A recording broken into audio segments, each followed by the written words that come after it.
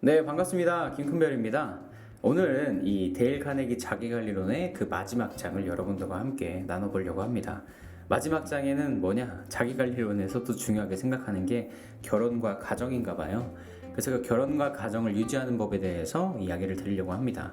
아마 제가 결혼을 안 했다면 이 부분에 대해서 많은 공감을 하진 못했을 거예요. 그런데 저도 결혼을 했기 때문에 이 부분에 대해서 몇 가지 공감 가는 이야기가 있었습니다. 제 구독자분들이나 혹은 제 영상을 보시는 분들 중에서도 결혼을 하신 분들이 있다면 이 6장 정도는 한 번쯤 읽어보시는 게 도움이 되게 많이 될 것 같아요. 물론 정답은 없지만 여러분들 나름대로 또 즐거운 가정생활을 하고 계시겠지만 그래도 어느 정도의 조언이 있으면 또 나름 괜찮잖아요. 한번 같이 이야기 나눠볼 수 있도록 하겠습니다. 첫 번째는 한 시가 나옵니다. 에드나 밀레이라고 하는 분이 남긴 시인데요. 그 시의 구절 중에 한 부분인데, 잃어버린 사랑이 아니야. 우리의 눈부신 시절을 망쳐버린 건.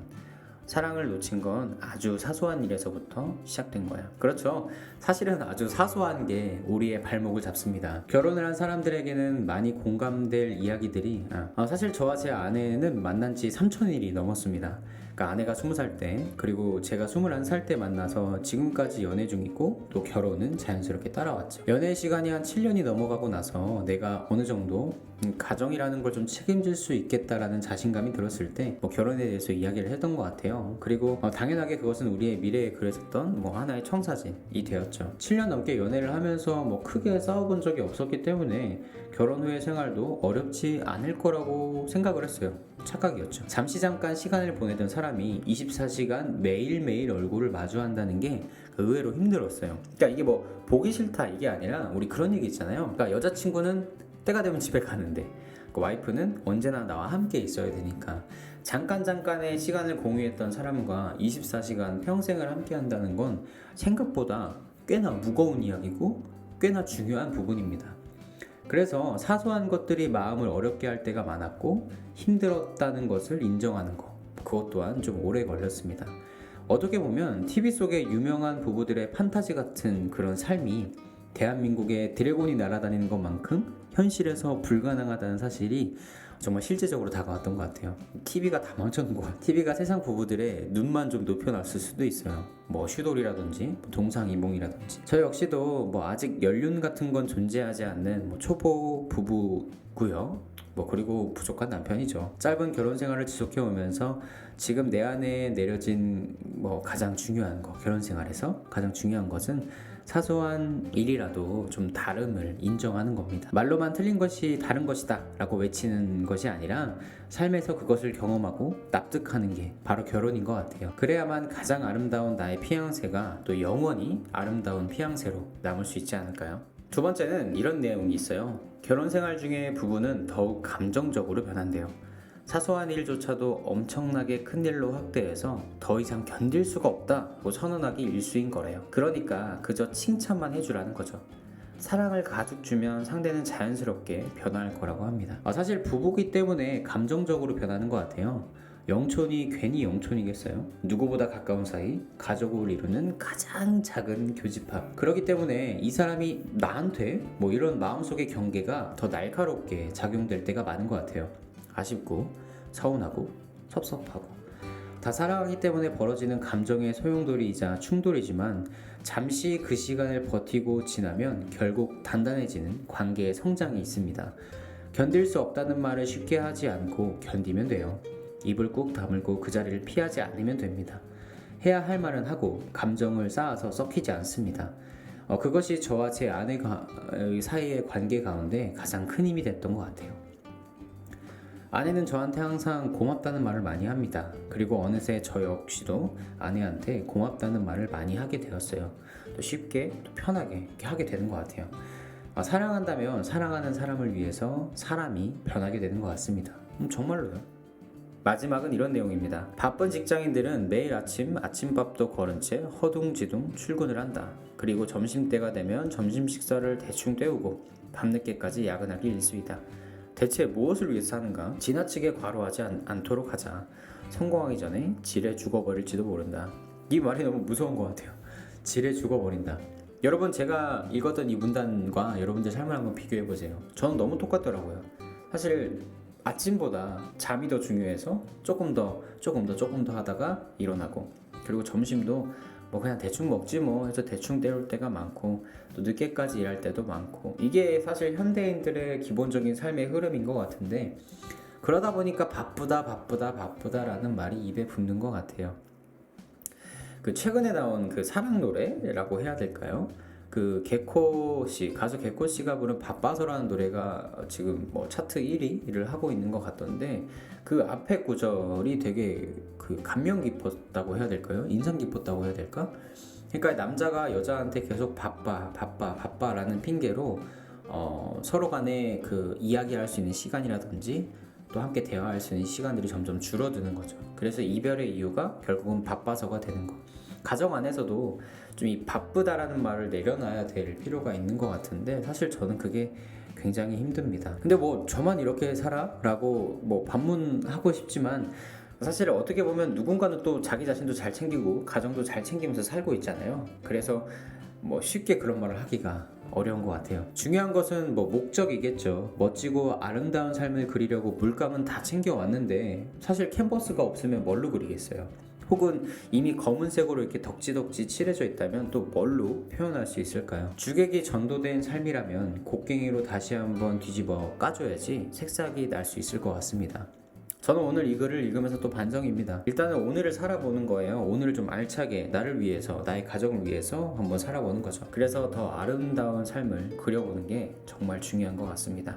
마지막으로 정리를 한번 해보자면, 오늘도 한 3가지 정도의 포인트가 있었던 것 같아요. 첫 번째, 결혼과 가정을 잘 운영해 나가고 지켜나가려면 일단은 사소한 것을 통해서 틀어지는 일들이 없게 서로 간에 좀 다름을 인정하면서 살아가는 연습이 필요하다. 그리고 두 번째는 견딜 수 없다라는 말 잘 하지 말고 그냥 서로 좀 이렇게 묵묵히 참아주기도 하면서 또 항상 사랑하려고 노력하는 뭐 그런 관계들을 잘 쌓아가는 게 또 중요하겠죠. 그리고 마지막으로는 가정 안에서 정말 행복하고 싶으면, 잘 살아가려면 일단 나부터 챙기고 아내나 혹은 남편에게는 바쁘다는 말보다는 또 함께 하자라는 말을 하는 게 더 좋지 않을까 라고 한번 결론을 내려볼 수가 있을 것 같습니다. 6장은 이렇게 좀 마무리가 됐습니다. 어느새 데일 카네기의 자기관리론을 다 여러분들과 함께 나눠봤네요. 이렇게 한 챕터 나눠서 영상을 올리자고 다짐한 첫 번째 책이기도 합니다. 또 저에게는 자기관리가 정말 중요한 부분이기 때문에 선택했던 책이기도 해요.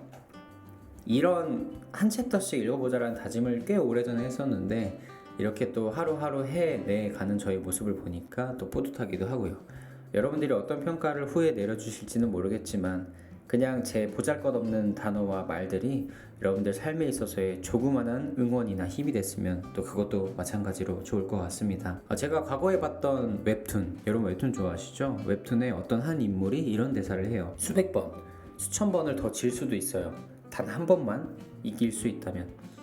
뭐 이게 뭐 99%의 실패 그리고 1%의 성공, 뭐 이런 말과 맥락이 맞을 수도 있겠지만 정말 멋진, 그리고 또 직설적인 말이라고 생각합니다. 지면 또 어떻습니까? 어쨌든 간에 지고 이 과정이 내가 도전하고 또 도전하고 또 도전하는 그런 순간인 거잖아요. 지는 것조차 생각하지 않고 중간에서 멈춰서 좌절해 있다면 자기 관리가 전혀 되지 않겠죠. 저도 괜찮습니다. 그냥 단 한 번 그 이기는 순간의 쾌감과 그 느낌을 느낄 수만 있다면, 그리고 이길 수만 있다면 오늘도 도전하시는 여러분들이 되었으면 좋겠고요. 오늘도 또 자기 관리를 열심히 해 나가시는 여러분들이 되었으면 좋겠습니다. 데일 카네기의 자기 관리론은 이렇게 마무리입니다. 아마 다음 이야기는 김영하 씨의 여행의 이유가 될 것 같네요. 그러면 또 그때까지 여러분들을 응원하면서 만날 날을 기대할 수 있도록 하겠습니다. 정말 감사했습니다. 김큰별이었습니다. 감사합니다. 드디어 이제 자기 관리론이 끝났습니다. 제가 아마 이 책에 대해서 소개를 해드렸을 때 처음에도 그런 얘기를 했을 거예요. 데일 카네기라는 분의 뭐 이렇게 얼굴이 이렇게 있고요. 그리고 자기 관리론, 무슨 론 하면 뭐 이렇게 되게 딱딱하고 어려울 것 같다는 느낌이 드실 수도 있는데 절대 그렇지 않다. 이분의 삶의 경험을 통해서 정말 쉽게 전달해주고 있다라고 말씀드렸는데 진짜 그렇습니다. 그래서 뭐 논어라든지 뭐 이런 어려운 글들을 먼저 접하려고 하지 마시고요. 그냥 이렇게 쉬운 글들 먼저 그 인문학에 대해서 또 이렇게 철학서에 대해서 이렇게 접해보시려면 좀 쉬운 책들부터 함께 나아가면 정말 좋을 것 같고요. 그리고 데일 카네기 이분은 또 워낙 유명하신 분이기 때문에 어렵다고 이렇게 멈추지 마시고 한번 읽어보시는 거 되게 좋은 것 같습니다. 제가 말씀드렸잖아요. 20대 때 읽는 거하고 30대의 시작에 읽는 거하고 좀 느낌이 다른 것 같다. 진짜 그런 것 같아요. 처음에 근심에 대해서 이야기할 때는 반문이 되게 많이 들더라고요. 뭐 20대 때는 진짜 그래 그래야지 뭐 이런 얘기가 되게 많이 생각이 들었는데 뭐 갑자기 바쁘게 살라고 하질 않나 뭐 그런 내용들을 통해서 되게 좀 이거 별론데? 라는 생각이 좀 들었습니다. 그렇지만 또 천천히 읽어가면서 또 굉장히 많은 공감이 되고 다시 한번 저를 이렇게 어떻게 뭐라고 할까요? 다시 한번 베이스를 쌓는다고 해야 될까요? 그리고 책을 읽기 시작하는 그 마음가짐을 또 이렇게 불러일으키는데도 도움이 되게 많이 됐던 것 같습니다. 참 많은 분들을 만나고 또 그분들의 이야기를 스스로 정리를 해보시면서 얼마나 많은 고뇌를 하셨을까요? 무려 한 200년 뭐 전에 살아계셨던 분, 뭐 200년 뭐 150년 됐겠죠. 그때 살아계셨던 분이 남겨놓은 삶의 지혜가 지금까지 우리가 책을 통해서 읽어볼 수 있다는 게 정말 좋은 기회고 또 좋은 순간이었던 것 같습니다. 그래서 여러분들 꼭 한번 읽어보시기를 추천드리고요. 그리고 이거 말고도 다른 시리즈들도 있으니까 자기결론을 읽어보시고 뭐 인간관계론이라든지 이런 것들도 또 내키신다면 한번 읽어보시는 것도 더불어서 추천드릴게요. 뭐 처음에 쉬운 책을 갖고 왔어야 되는데 뭐 이런 걸 읽었냐라고 하실 수도 있겠지만 진짜 쉬운 책이었습니다, 여러분. 그러니까 또 저의 이런 느낌만 기억하지 마시고 여러분들도 스스로 읽어보시고 스스로의 느낌을 잘 정리해 보시는 것도 너무 좋겠네요. 이렇게 6번째 장이죠. 6번째 장까지 함께 해주셔서 정말 감사하고요. 이 6번째 장까지의 내용을 또 하나로 함축시켜서 영상을 또 한번 만들어 볼 테니까 그것도 한번 다시 들어보시고 싶으시다면 들어보시는 것도 굉장히 좋을 것 같습니다. 정말 감사합니다. 다음 책에서도 함께 해주시기를 부탁을 꼭 드리고요. 구독과 좋아요 또 알림 설정도 해주시면 저한테 정말 좋겠죠. 항상 응원합니다. 여러분 현 시대의 삶이 조금 어렵고 힘들지라도 그럼에도 불구하고 우리는 오늘 웃으면서 이겨냈으면 좋겠습니다. 여러분들이 있기 때문에 제가 있는 거겠죠. 항상 감사합니다. 그리고 늘 응원합니다. 내일도 뵀으면 좋겠습니다. 감사합니다. 김금별이었습니다.